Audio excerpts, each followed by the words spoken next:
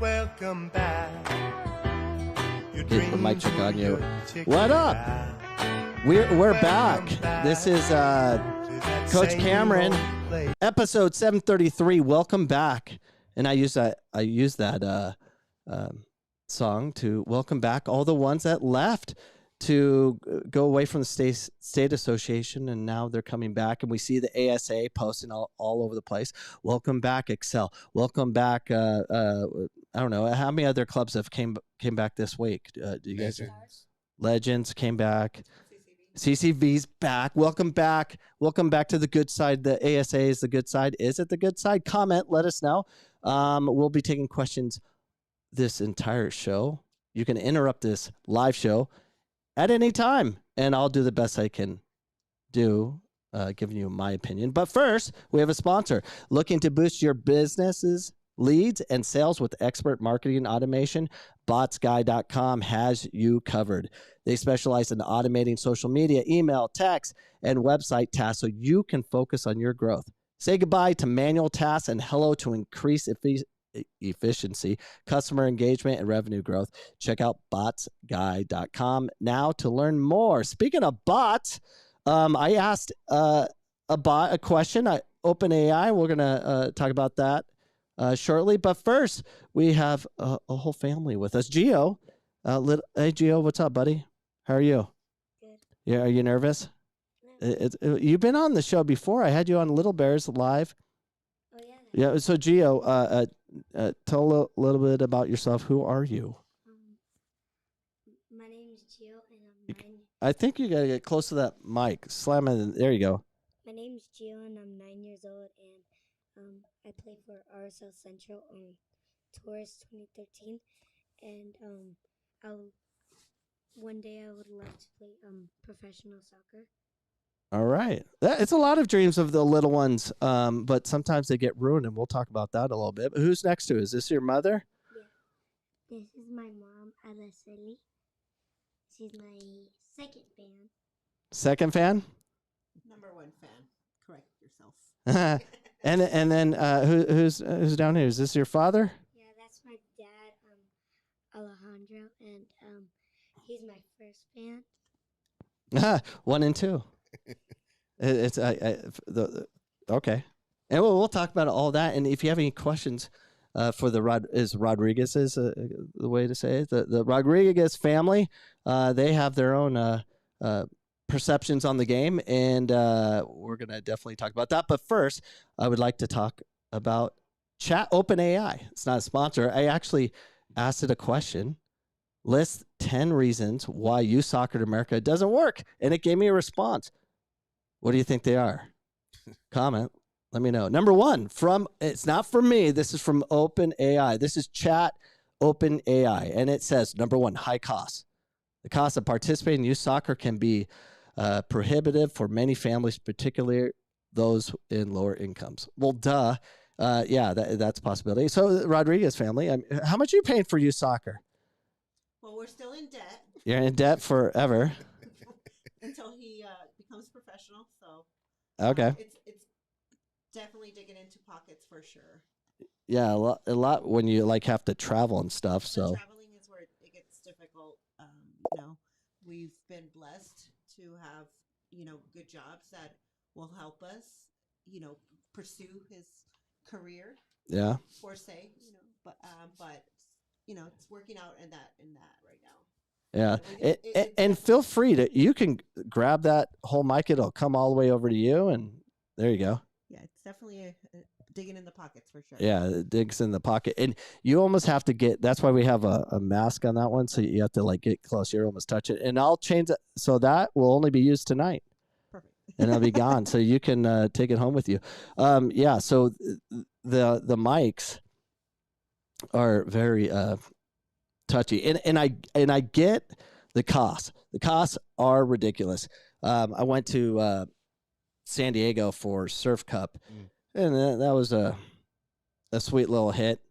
We have a big tournament coming up in June. Oh yeah, you guys are going to Florida, right? Super Copa. Super Copa. So how's that work? Explain the Super Copa to me. Well, you have to play in these tournaments that can qualify you to Super Copa, like the Legends Open. It's a good tournament. A lot of good teams come.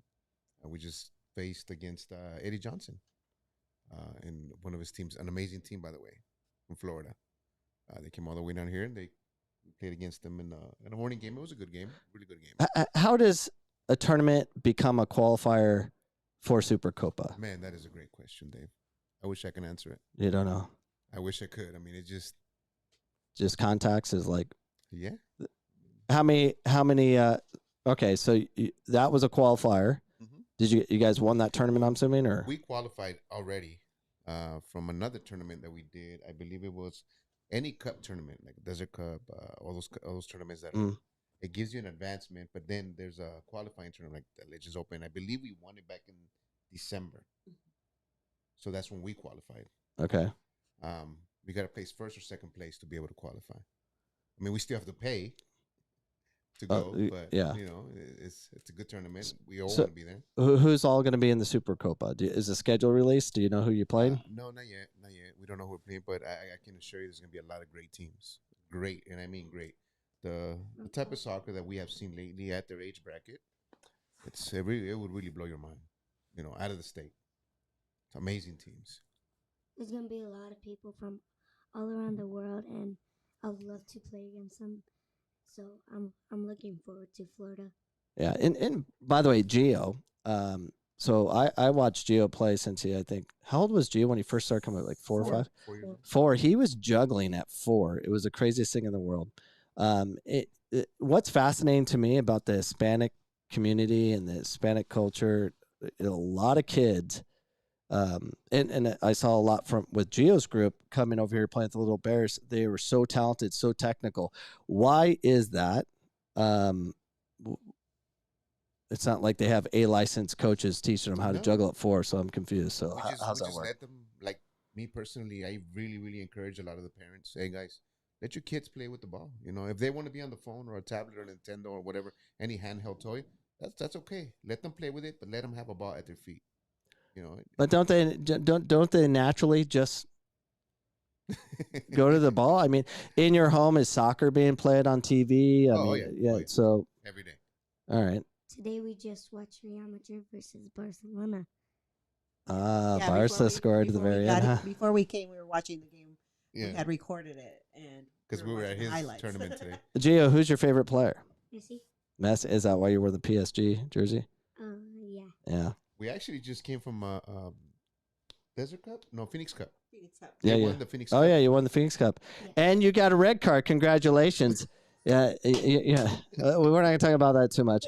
Gio needs to go get counseling from the whatever getting red cards. We're now looking for that donations on the counseling. Yeah. So soccer is very expensive. There's also counseling involved. I think there's something very.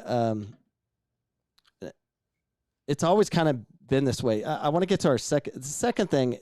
Chat Open AI responded with lists 10 reasons why youth soccer in America doesn't work. And number 2, it says lack of access to quality coaching. Many youth soccer teams in America lack qualified coaches who can teach the necessary skills and technique. I disagree. Gio, who was your super coach at 3? My dad. Your dad? What did he do? Did he take you in the backyard and start training you? Yeah, he would teach me how to kick the ball, how to pass it. Because at 3, I was starting to kick the ball, but I never knew how to, place it. So he would teach me how to place it anywhere I want it to go. What kind of license do you have there, Alex? 0.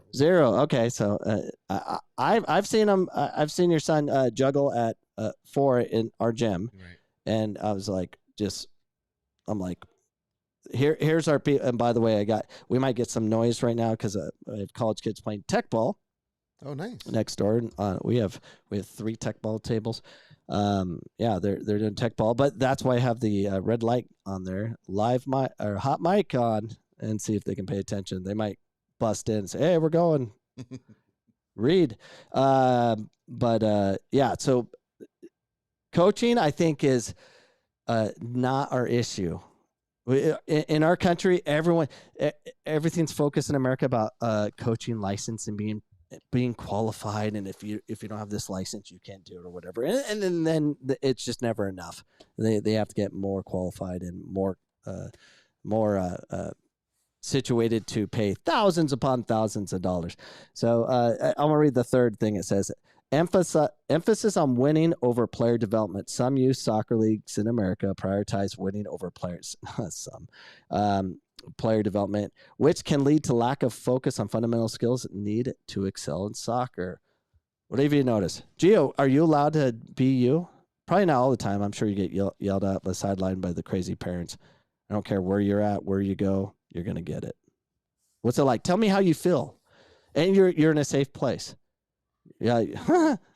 Sometimes I love my old coach because he helps me like build up my skills. He tells me what to do even though he's not my coach. So I still listen to him, but I still love him. And his wife Araceli, the same name as her, she helps me, like tells me as well what to do and stuff. So that's why I love playing with his son. He's actually the one that gave me an assist to do a chilena, which I scored my first chilena. Comment. Do you know what a chilena is? Say that again. Chilena. Explain that. It's like where the ball's in the air, and then it's almost like you're doing a backflip, but you're landing on your butt, and then you go like this, put your foot up in the air, Yeah. and then you hit it, and then it would go in. Everyone's doing that. Even at Michael Cartagena says Alex is the GOAT. All right. Thank you, We'll ban that comment. GOAT. Yeah. So yeah, it's. I have a player on my son's team. You remember Nacho, who played at PC a long time ago? Yeah. His little brother plays with my son, and he tried to do it, and missed everything, but he attempted it. I'm like, "What are you doing?" He's like, "I was trying to do a Chilean or whatever you call it, scissors kick." Oh my gosh, yeah, he almost hurt himself. But on to the next question, or an answer from Chat OpenAI. It says limited opportunities for players' advancement. Unlike the Europe and South America, there is lack of pathways for talented young players to advance in the professional level. What? We have a ton of pathways. You guys are in RSL. You have the pathway to pro or whatever. All right. That's correct. Explain me your pathway. It's hard. It's a hard pathway, that's for sure. Yeah. Well, so I think there is a problem. So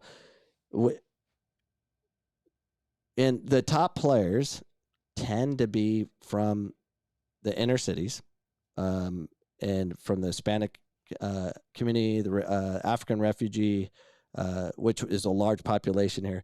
They lack funding. Why does money dictate a lot of kids and families' ability to advance in the game in soccer in America? I wish I knew the answer to that one too, man. It's just, if you don't have money, it's like you can't go on the best team. I thought MLS Next was free. Well, Is it? is it? No. Oh, it isn't? No. Would be nice. I think MLS Next could be free if it was like one team, but there's like how many MLS Next teams are there? Like, I believe Phoenix Rising has it. I think RSL has it. I believe SC Del Sol has it. I don't know if anybody else has it. I don't know. There's like 3 or 4 per age group. Correct. Yeah, and then there's MLS Next 1, MLS Next 2.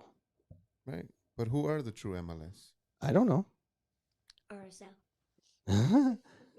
We'll see about that. It'll change again. Right. Over and over again. So there is a problem with that. I'm going to sidetrack. I have a question, and since you guys are you're very obviously, Alex, you've been in my little bears. You brought a lot of the Hispanic community over here to participate. Why is it in the Hispanic community they won't like merge their best players? Example, Tuzos. I talked to Jesse and a lot of Bo about this. I'm like, why is it in Tuzos you have an academy team and then you, which are good, but then with their 3 to 4 other teams in the same age group, they have players that would start on the academy, not on the academy team. Why? There's a lot of ways to answer that. You got loyalty from parents to a coach, which in the Hispanic community goes really, really deep. There's a lot of guys that been with the same coach for many years, and they refuse to leave. They refuse to pursue something better. I mean, as a coach, you can only show a certain age group so much, unless you're studying constantly every single day as a coach, trying to learn new things yourself. If you're not learning anything new, then there's nothing new you can teach any of these kids that you've been coaching for the past 5 years. Why is it that the good kids are still there? Because the loyalty goes a long way in the Hispanic community, right? Or it could be that it's free. If it's free, they stay. Yep. That's simple. So when my son was playing with the Tuzos 06, the top goal scorer did not play on their team. Didn't even go to State Cup. He chose to play in Open State Cup, where he was scoring like 8 goals a game. He's killing it. But the only reason he came to the 06s full time was because somebody had to just finance the whole thing. No bills or anything. Basically, buy the family to come over and play. And there's still more players within the academy or within the club that they don't all go to one team. Right. And I was saying, I was like, if Tuzos, which is a big Hispanic club, if they had a true academy, meaning, and they win already, they've won national titles, they've won state cups. Mm-hmm. If they all went and played for their top team, and it was organized in that fashion, if they would truly let go, they would just wipe out everybody. Everyone. And they don't do it. Yeah, and you're right about that. If they did it that way and said, you know what, let's get all these best kids on this team, and let's get us other best kids on this team, they would definitely dominate everything. They would definitely face each other in every single final. Yeah, they would destroy all the competition. And I'm hoping eventually that happens. I remember when the Hispanic community was first joined ASA, back when it was Sereno won everything. Sereno on the boys and girls side. And then Futbolito got ASA passes. And then it was Sereno, King Cobras, Sereno. I'm like, King Cobra? Who are the King Cobras? FBSL. Oh, my gosh. I know. And then it changed, and then all these Hispanic teams are showing up with these just made-up names that I've never heard of before, and it just changed everything on the boys' side. And then you saw all the other clubs like Sereno, Del Sol. They start with Cisco. Cisco was kind of always kind of the Hispanic club back in the day, and Cisco did well for years. And then where Cisco went down?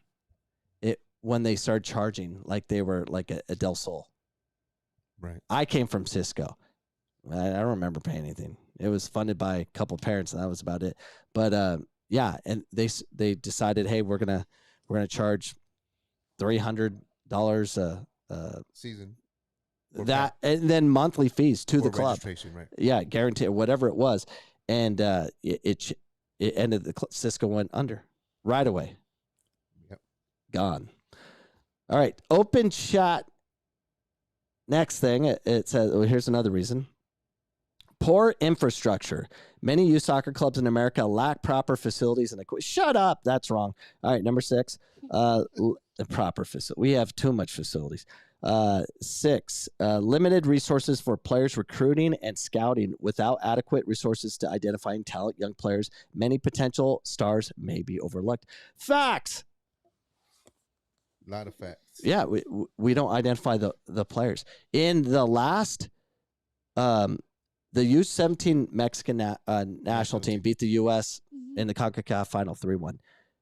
2 Arizona boys were on that team. 2. How'd they find them? That's right. We didn't find them. Richie Ledesma, from Tigres. I mean, he eventually went to Valpo and moved on, but and through RSL Academy in Salt Lake, not what you guys are doing right now. You got to go Salt Lake where it is free. That is free. Barca is free. The first team. That makes sense to me. Number 8, competition from other sports. Soccer is not as popular in America as it is with other questions. Actually, I need to go back. So identifying talent in the Hispanic community. How often does a Mexican club come over to Phoenix, Arizona, and hold like tryouts to identify talent here? Are you familiar? I haven't seen it. There's what's that? Alianza. Alianza. Yeah, they come. That tournament? Yeah, they hold a tournament. They identify talent, and then they take them to Florida or whatever, and they pay for it. Yeah, but it ends there. It ends there. They can't really move on from there. So, how do you any idea how's the Mexican national teams finding the kids here to play on their national team? There's probably a recruit out here that's coming out and just going to the parks and finding them. Yeah. I hear you want a player. What's that? I hear you want a player that's in the Mexican community right now. Which one? I got his number for you too. What's his name? Negro. The color? You do. You want the kid that plays at Soccer Locker or indoor. There's a lot. You went to go watch him the other day and he didn't go play. Oh, he didn't show up? Oh, no. I called him and he hung up on me, by the way. Did he? Yeah. I think he thought I was. I don't know. I'll get him here to you. Yeah, we'll see. I like to have him here. We'll talk about that later. So I want to go back to the limited resources for scouting.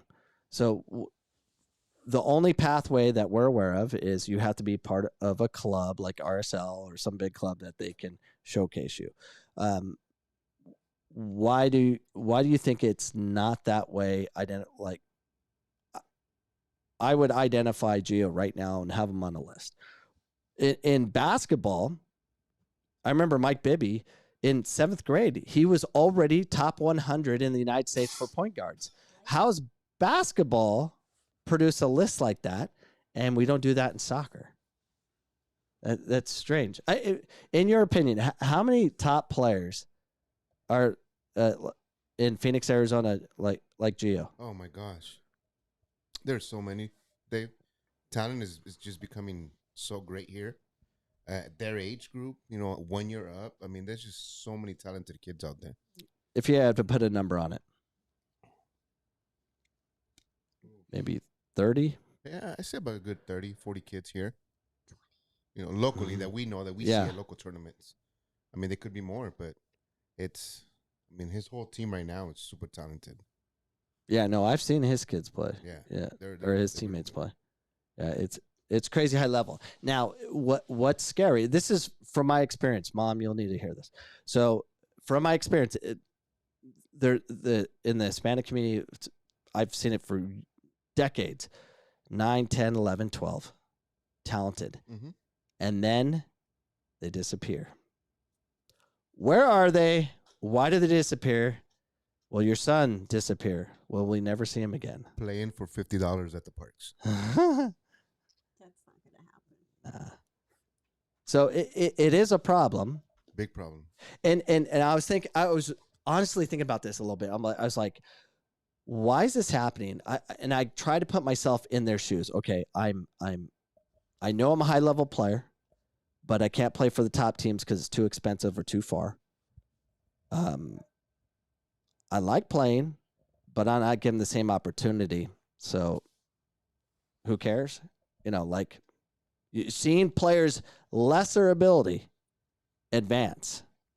It is pretty hard. There is a lot of families, especially in the Hispanic community, there is a lot of families that, the parents either have to work too much, don't have the time to take their kids to practice or to games or anything like that. And, luckily we ended up, on a team that all of our parents, we get together and we help each other. We say, if you can't take them, we'll pick them up, because you're busy or whatever. So that's the type of community that we want to get together and part of teams that we want to bring and say, hey, let's help each other out. Let's try to pick up this kid if he can't go. Try to help him out as much as we can. Not everybody can do that, Dave. Not everybody does that. So it gets very hard. It takes money and an Time. organization to do it.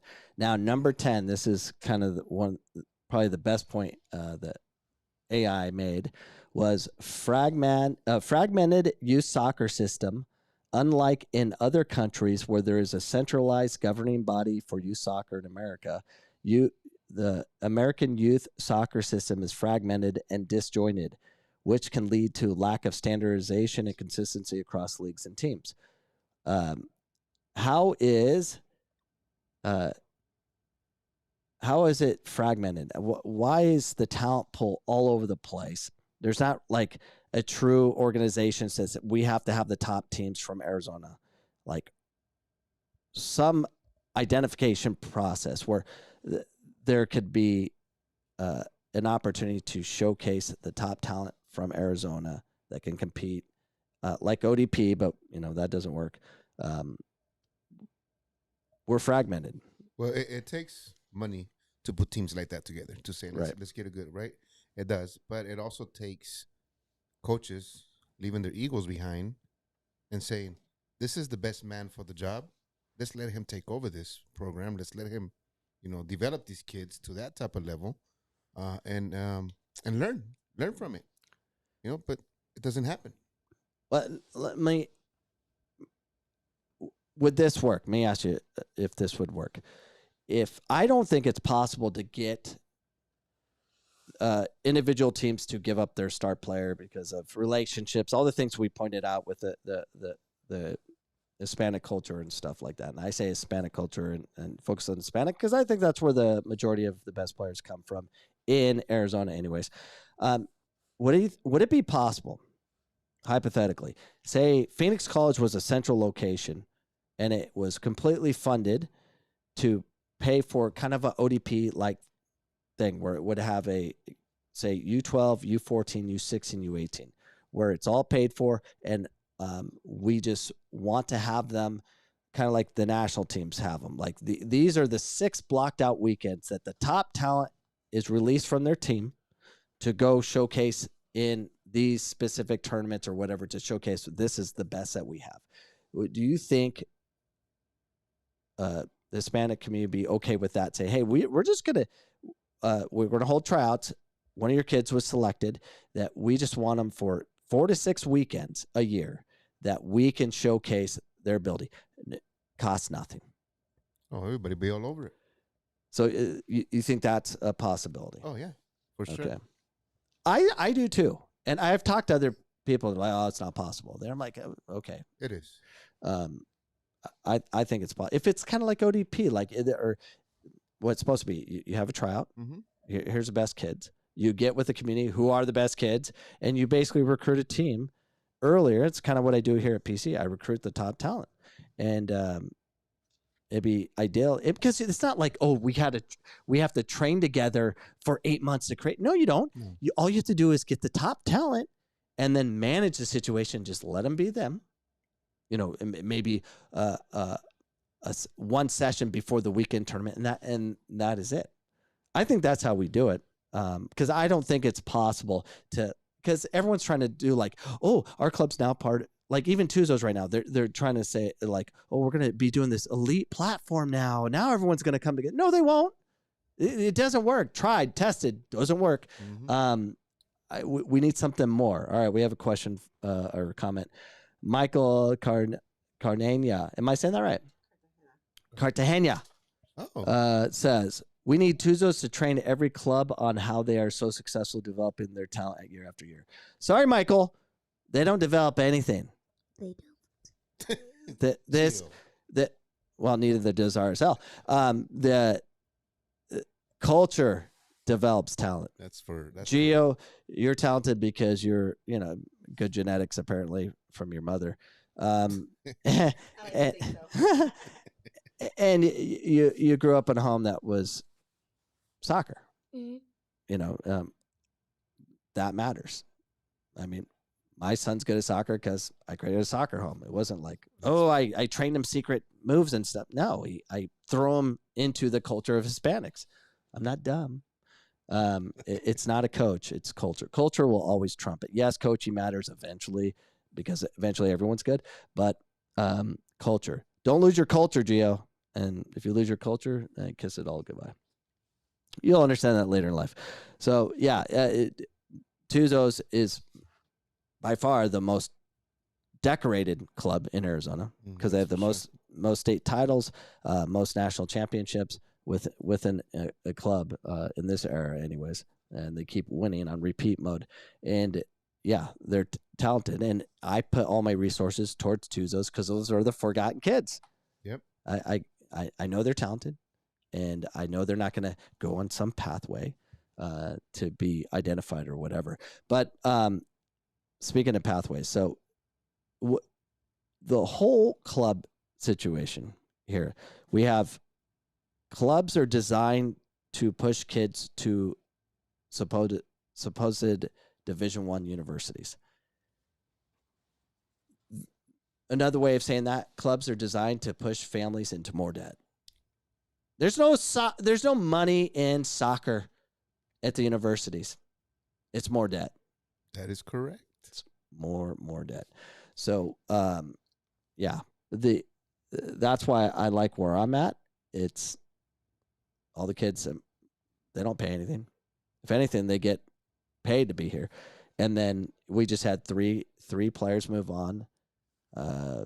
Gabriel Gonzalez is now at Cal Baptist. Marcos Mora is going to San Jose State. Anthony Hidalgo is going to Gonzaga. They came here to showcase their ability because their clubs failed to do that. And now they're moving on, and they're going to be basically debt-free. But they had to go this way. So the next question I have, or comment from Chat AI, it says, competition from other sports. Soccer is not as popular in America as it is in other countries, which means that many young athletes may opt to play other sports instead. What do you think, Jill? I think that's kind of true because a lot of the teams are like now getting dead, but I think in the U.S. It's still like a popular sport, just like maybe not as popular as other states, Countries, yeah. Yep, I agree to a certain extent.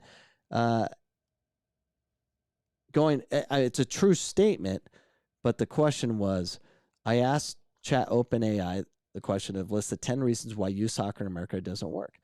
And that's true about soccer is not as popular, but it's actually soccer is the most popular sport in America for youth sports. So the problem is the money. It's a money grab.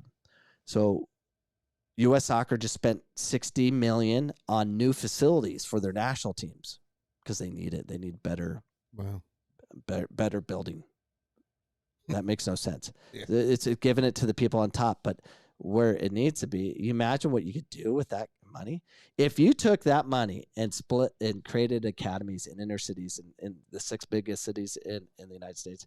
We would the whole thing would change. But they won't do it because who's running the show?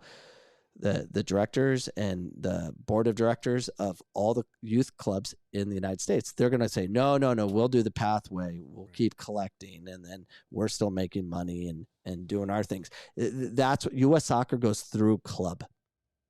Sure. They go through the pay-to-play clubs to identify talent. They don't do it on their own. They won't. That's the problem. So, yeah, but it can be fixed because all you have to do is do it yourself and do a fight. And that's why I always tell you, Alex, that you got to keep that team together, focus on little Gio's team, you get the top players in Phoenix. You can prove it. And now what'll happen, like it happens to all top Hispanic teams, it'll get bought. They'll go to the parents. 06. Chewy's team. Oh yeah. Bought number one team in the country. Let's buy it. Del Sol bought it and then fragmented it out. Now they all suck and took away their culture. You're nothing without culture. That's for sure. Yeah, That is for sure. they destroyed it. 08's Tuzos. Which one? They won state by the firefighter coach. Goes to RSL, splits the team into 3 different groups. 09. That was 09. Oh, was it 09? Yeah, 09. 09's. Yeah. Yeah. Destroyed it. Uh-huh. Gone. Yeah. That's what we do. We create good Hispanic teams here from wherever, and then it gets destroyed. So be careful how good you guys become, because if you become top in the country, which you could easily do if you get all the top players in Phoenix, the vultures will come and they'll get you. They'll get your parents one by one. Well, according to rankings, we're number 88 in the country right now. 88, not good enough. You got to get top 10 before they start buying you. We're number 2 in the state. Who's number 1? Next level. Next level. Merge the teams. We beat them like once, and then in like a tournament, and what was the score? 3-1. We beat them 3-1, and it was actually a very hard game, and I love playing against Next Level because they have good competition. Where's Next Level from? They're from Gilbert. It's Coach Paler used to be Phoenix Racing. Well, you guys got to step up your game. Yeah. Need to elevate to the next level. Just join them. Right. Spread it out. All right. Well, the next thing I ask, I know we can't be here all night, but what are the differences between U.S. Club Soccer and State Soccer Association? I asked that to AI. What they say. Well, they just broke it down little by little. They said the structure of U.S. Soccer is a national organization that operates independently of state and local soccer associations. State soccer associations, on the other hand, are organizations that oversee soccer within a particular state and are affiliated with USSF. Membership, U.S. Club Soccer is a membership-based organization which allows clubs and teams to register and participate in leagues and tournaments. State associations typically require teams and players to register with them in order to participate in sanctioned events. And, you know, I know ASA kind of loosened up on that a little bit just to compete with U.S. Club. I love U.S. Club back in the day because I wanted the freedom of just, let's go play. Right. I like that format of it. And so this is how I understand. Let me know if I'm somewhat right. Everyone was frustrated with ASA with their ability to put a proper schedule together. They couldn't do that, so they all bolted that Jonathan Berzens, who could organize a better schedule. And so everyone left to go to a scheduler. And then ASA bought Jonathan Berzens, like we do with kids. We buy players and we buy league administrators because that's how we roll in Arizona. And bought him and brought him over. And now everyone's coming back.